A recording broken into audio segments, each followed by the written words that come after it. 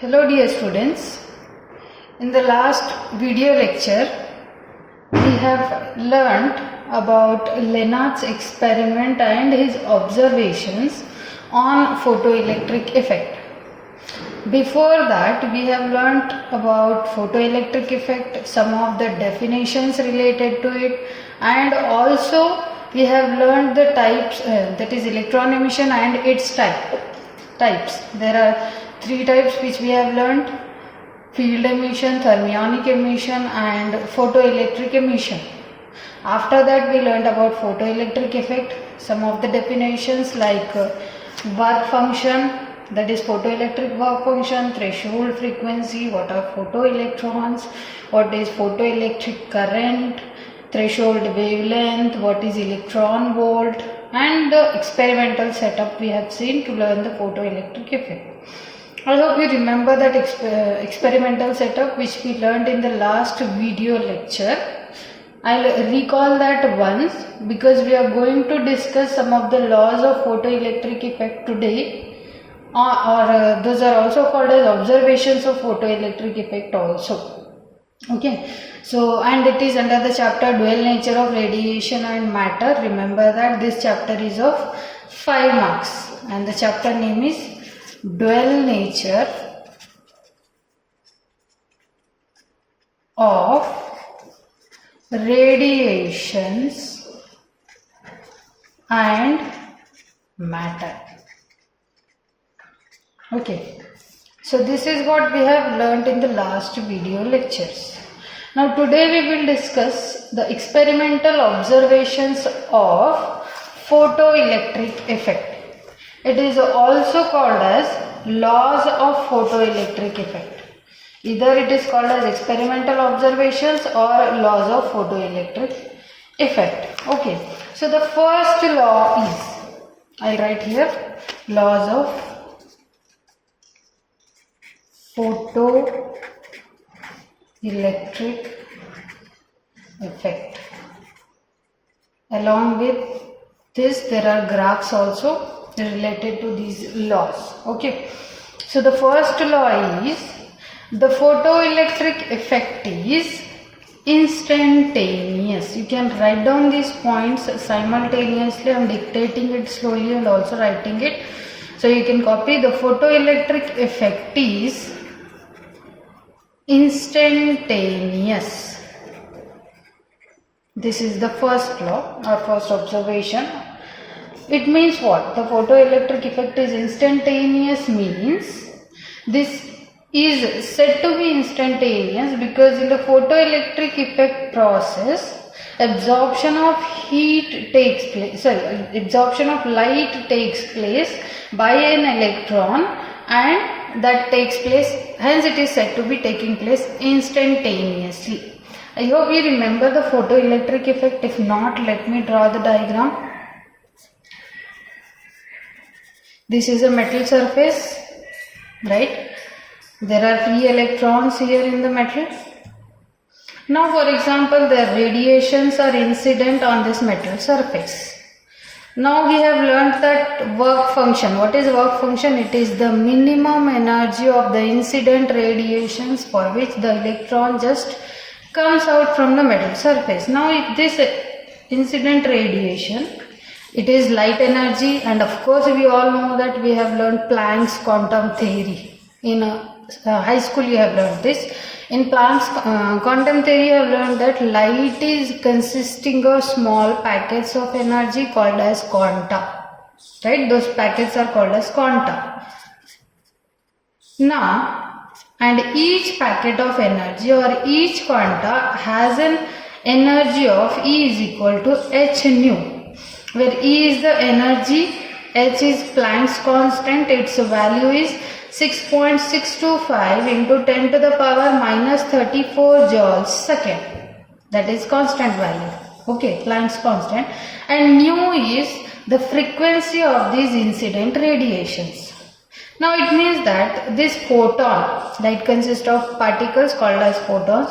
Now if this photon is incident on the electron, that electron will take the energy from this photon, this electron which is free electron present inside the metal, will take energy from this photon which is incident photon, and it will come out from the metal surface.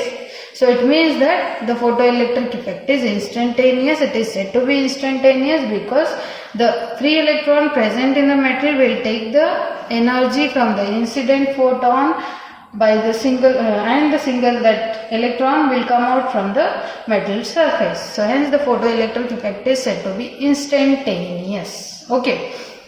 Now the second law is for a given material, let me write, for a given material means the metal surface which you are using. It may be zinc metal, copper metal, like that. For a given material, photoelectric emission, for a given material, photoelectric emission takes place above certain minimum frequency. I hope you remember this, which we have discussed in the last video lecture also, above minimum frequency, certain minimum frequency of incident radiations. And what is that frequency called as? The minimum frequency of the incident radiations below which the photoelectric effect does not occur or does not take place. If you remember, that frequency is called as threshold frequency. It is called threshold frequency. So this is the second law of photoelectric effect, or the second experimental observation of the photoelectric effect. What it says, for a given material, that is for a given metal surface, the photoelectric emission, what is photoelectric emission? The electrons coming out from the metal surface when the light energy is made to be incident on that metal surface. For a given material, photoelectric emission takes place above certain minimum frequency of incident radiations, and that frequency is called as threshold frequency. For example, if a metal has a threshold frequency value of example, if it is of 100 Hertz and if you are giving it 90 Hertz, if the incident radiations have a frequency of 90 Hertz, then definitely there will be no occurrence of photoelectric effect, because minimum it need 100 Hertz for the photoelectric effect to take place for that particular material or that for that particular metal or metal surface. So above threshold frequency only the photoelectric effect can occur. Below it the photoelectric effect will not take place. This is the second observation. Now the third observation or third law. Above threshold frequency, photoelectric current, above threshold frequency, photoelectric current is directly proportional to the intensity of incident radiation. So the third law or the third experimental observation is, above threshold frequency, photoelectric current is directly proportional to the intensity of incident radiations. It means what? Once the threshold frequency is given to a substance or to a material, then what will happen? The electrons will start coming out from the metal surface, and if electrons are moving, if they are allowed to flow in a path, like yesterday we have learned that diagram, setup diagram, if you remember, we connected the wire, we connected a microammeter to calculate or to measure the current flowing.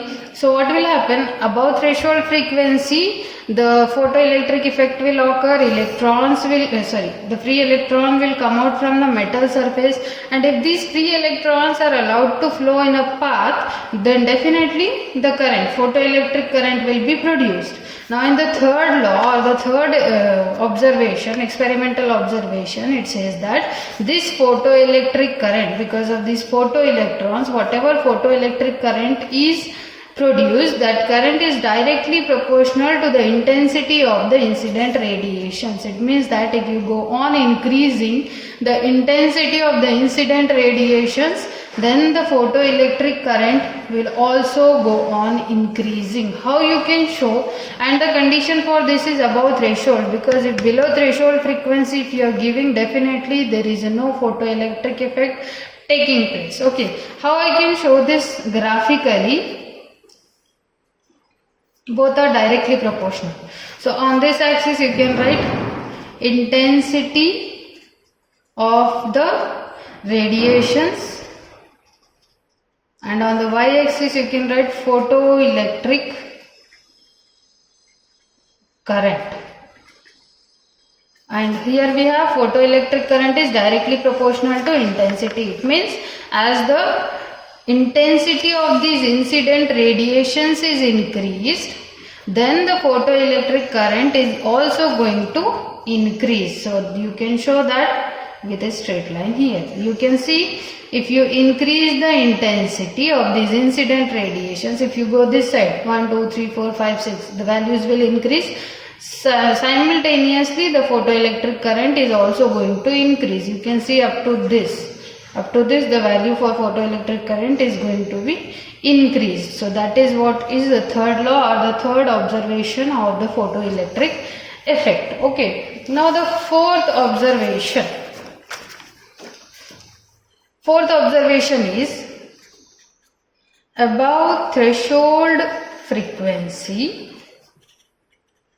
Above threshold frequency, the maximum kinetic energy,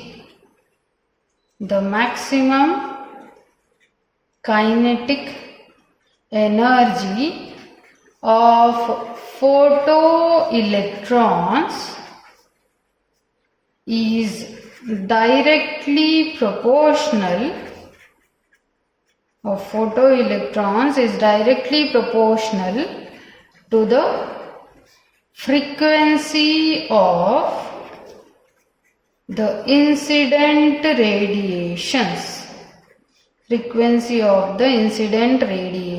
This is the fourth observation. Above threshold frequency. You should remember this term, above threshold frequency, because below threshold frequency there is no photoelectric effect, and if there is no photoelectric effect, definitely there is no chance of learning about the further things if the effect is not taking place. The maximum kinetic energy of photoelectrons is directly proportional to the frequency of the incident radiations. It means, you can see here, the photon is incident on the metal surface. It has an energy is equal to hν. Now this electron, it gains the energy from this incident photon and it comes out, ejects out from the surface. Make sure, here the point is, the electron is not only coming till the surface. It is not stopping itself here. It is also moving from the surface. It is coming outside the surface. If it is coming outside the surface, definitely it is moving. If it is in motion, definitely it has kinetic energy, because we have kinetic energy relation as half mv square. If there is a v, definitely the electron has certain mass. Then if mass and velocity is there, if it is in motion, definitely it has kinetic energy. So the electron is in motion here. After it comes out from the metal surface, so it has kinetic energy there. So the maximum kinetic energy means what? If electron is coming out from the surface, it means definitely it has maximum kinetic energy, because it will be moving with its maximum velocity. At this point, if you see, if it is coming out from the metal surface, so the maximum kinetic energy of the photoelectron is directly proportional to the frequency of the incident radiations. If above threshold, because from the threshold the photoelectric effect will be taking place. If you want to increase the kinetic energy of these emitted electrons, you can increase that by increasing the frequency of the incident radiations. That is what the third law is. You can represent that graphically like this. Take the two axes, the kinetic energy and frequency. Kinetic energy on the y-axis and frequency on the x-axis. So here, for 1, here it is mu naught. It means that it is threshold frequency. You may ask me, see, here it is directly proportional is there, even then why I am not starting it from the origin. Here this region indicates you have to supply the frequency unless it becomes the threshold frequency. For zero frequency or for certain below threshold, the photoelectric effect will not take place. That is this region. From here the photoelectric effect will start taking place. The electrons after ejecting out will be in motion, will have certain velocity. It means they have kinetic energy also. Beyond that, if you see, if you increase the frequency, see here the frequency is increasing, the kinetic energy of the electrons will also increase. This is the fourth observation or experimental observation. The last one, which is fifth, is photoelectric current. Photoelectric current just becomes zero. Photoelectric current just becomes zero at a particular negative voltage. I hope you remember this from the last video lecture. Do you remember the term which we used for this? Negative voltage. That voltage is nothing but stopping potential. Write that in bracket, or you can write it in continuation, called as stopping potential. Photoelectric current just becomes zero at a particular negative voltage. It is called as stopping potential. In the last video lecture, those who have not seen that video, if you come directly to this video, then you will not understand anything. So please watch the earlier videos of this chapter, then only you will understand this. If there is continuation, then you will understand. So photoelectric current just becomes zero at a particular negative voltage, that is stopping potential. We have seen that as we went on increasing the voltage from 10, 20, 30, 40, the current was 10 microamps, 15 microamps, 20 microamps, and then if I increased the voltage 50, 60, 70, then the current was at the saturation point. It did not increase beyond that. Now if I reverse the polarity of the battery which we were using, then what will happen? The current will not decrease suddenly. It will decrease step by step. So for minus 10 voltage, the current is 15 microamps. For minus 20, it becomes 10 microamps. For minus 30, these are examples with the values which I am saying. For minus 30, it will come to 0. For that minus 30 volt, the current became 0 microammeter. For minus 30 volt, the current became 0 microamps. This corresponding potential value, negative potential value, is called as stopping potential. This is the last observation of this experimental setup which we have learnt yesterday. Okay. So now from these graphs, what you can make the statements for the graph of photoelectric current versus intensity of the incident radiations.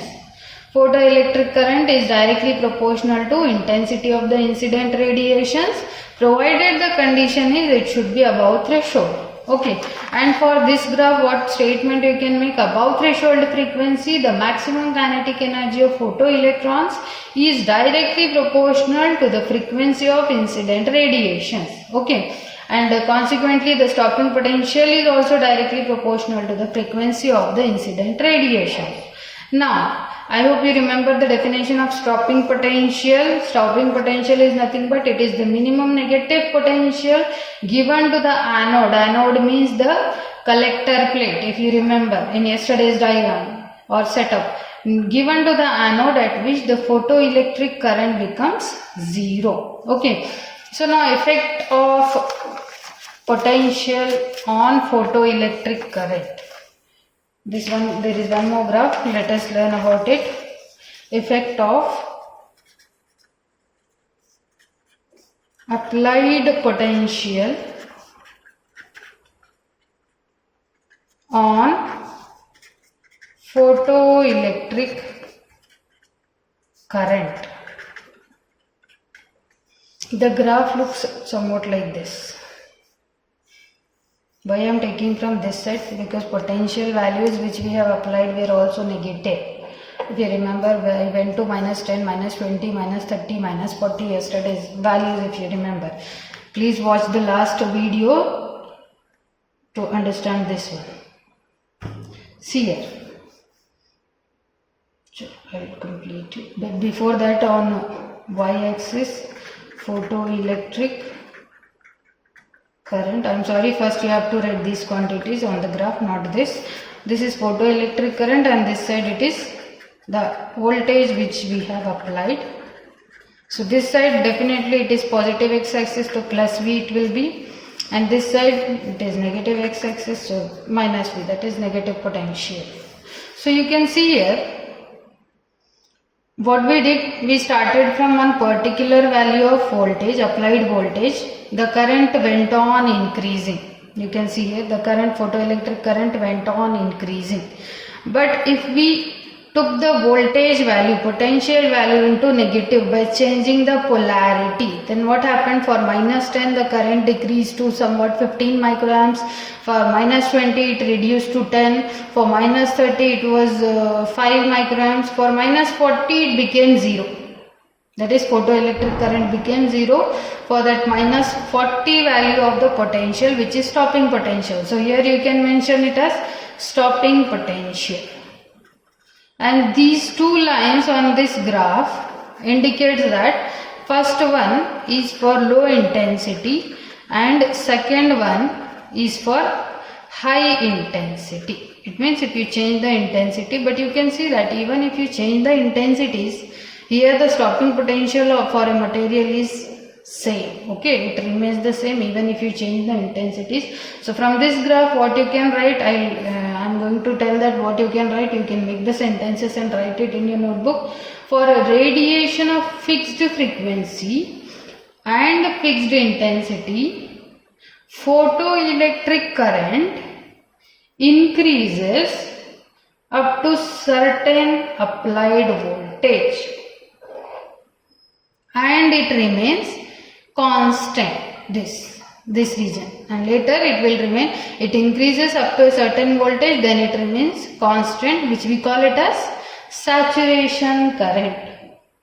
Now for radiations of higher intensity, high intensity, photoelectric current increases in same way. You can see here also for low intensity it was increasing like this, for high also it is increasing the same way, but to some greater extent, because definitely you have increased the intensity of the incident radiations, okay, as it is here in the diagram.